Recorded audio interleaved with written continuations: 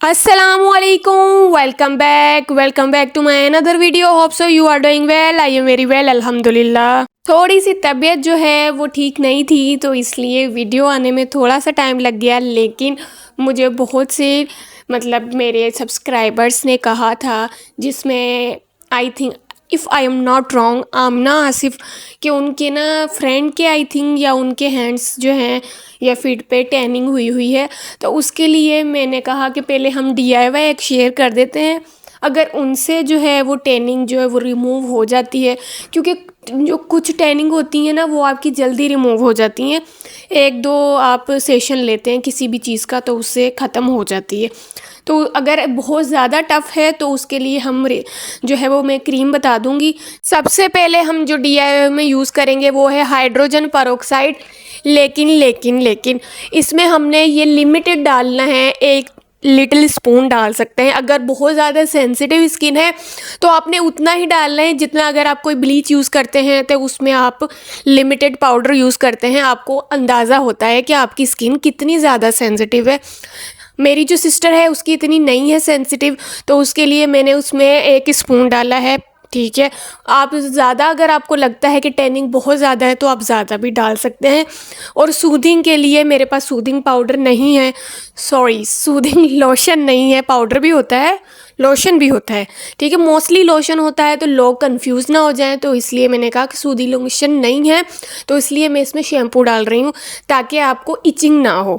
ठीक है, और मॉइस्चराइज़र देने के लिए, क्योंकि एक कोई भी चीज़ आपको वाइटिंग प्रोवाइड कर रही है तो वो आपकी स्किन को पील करेगी या फिर आपकी स्किन को ड्राई करेगी, तो उसके लिए हम इसमें कोई भी मॉइस्चराइज़र, ये मॉइस्चराइज़र मैं इसलिए यूज़ कर रही हूँ क्योंकि ये मेरी स्किन पे बिल्कुल बेकार है। ठीक है, मेरी स्किन के लिए नहीं है, तो मैंने कहा चलो किसी तरह तो यूज़ हो रहा है ना। तो अब ब्लीच की बारी आती है। ब्लीच आपने कोई भी यूज़ कर लेनी है, ज़रूरी नहीं है इसमें मैं अगर ये वाली यूज़ कर रही हूँ, आपके पास कोई भी अवेलेबल है, आप कोई भी यूज़ कर सकते हैं। क्योंकि मुझे इसकी फ़िलहाल इसमें सिर्फ क्रीम यूज़ करनी है, पाउडर इसमें यूज़ नहीं करना। लेकिन मैं आपको पाउडर का भी यूज़ बताती हूँ कि पाउडर का यूज़ भी आपने कैसे करना है। सिस्टर की इतनी ज़्यादा टैनिंग नहीं थी तो मैंने पाउडर और पेरोक्साइड जो एक अलग DIY है वो यूज़ नहीं किया था। अगर आपकी टैनिंग बहुत ज़्यादा है तो आपने एक टब में नीम गर्म पानी लेना है, उसमें आपने हाइड्रोजन पेरोक्साइड जो है वो डालना है। ठीक है, और उसमें आपने ये शाशा डाल देना है जो पाउडर ब्लीच के साथ आता है। 20-25 मिनट उसमें आपने पाँव और जो हाथ है उसको डिप करना है। ठीक है, अच्छी तरह डिप करके ड्राई करके उसके बाद ये वाला DIY जो मैं आपको बता रही हूँ ये यूज़ करना है। अगर बहुत ज़्यादा सेंसिटिव स्किन नहीं है तो आप हफ्ते में 2 दफ़ा यूज़ कर सकते हैं, वरना हफ्ते में 1 दफ़ा। इंशाल्लाह देखना, गारंटी है, ठीक है, कि आपकी 1-2 दफ़ा आप इसको यूज़ करेंगे तो आपकी टैनिंग जो है वो बहुत ज़्यादा अच्छी तरह से रिमूव हो जाएगी। लेकिन अगर आपकी स्किन पे, क्योंकि पाँव पे जूतों के निशान भी हो जाते हैं, ठीक है, उसके लिए फिर ये नहीं है। उसके लिए मैं आपको क्रीम्स सजेस्ट करूँगी, रिकमेंड करूँगी इंशाल्लाह वेरी सून, क्योंकि मैं यूज़ कर रही हूँ या यूज़ करवा रही हूँ किसी को। अगर मुझे उसका रिज़ल्ट मिल गया तो इंशाल्लाह बहुत जल्दी आपके साथ वो भी शेयर करूँगी। ये सिर्फ टैनिंग के लिए है, क्योंकि आजकल धूप बहुत ज़्यादा निकल रही है, बहुत ज़्यादा जो है वो आपके पाँव हाथों पे टैनिंग हो जाती है, रंग चेंज हो जाता है। ठीक है, और ये डस्ट के लिए भी होता है कि आपको इतने महंगे महंगे क्यों मैनिक्योर पेडिक्योर लेने हैं। आप जस्ट इसको यूज़ करें, आपकी सारी जो डस्ट है रिमूव हो जाएगी, जो स्किन है वो ग्लो करेगी। फेस के लिए नहीं है, ये सिर्फ आप अपनी बॉडी पे यूज़ कर सकते हैं, not for sensitive part of your body. ठीक है, इसको अच्छी तरह हमने पहले जो है ना अपने हाथ और पाँव जो है अच्छी तरह धो लेने। ठीक है, उसके बाद हमने इसको अप्लाई करना है, हाथों पे भी अच्छी तरह अप्लाई करें। जहाँ आपको लग रहा है कि ज़्यादा टैनिंग है, ठीक है, वहाँ आपने इसको ज़्यादा लगा लेना है और हाथों पे भी लगाना है। जहाँ आपको लग रहा है इचिंग हो रही है, ठीक है, वहाँ पे आपने वहाँ से रिमूव कर देना है।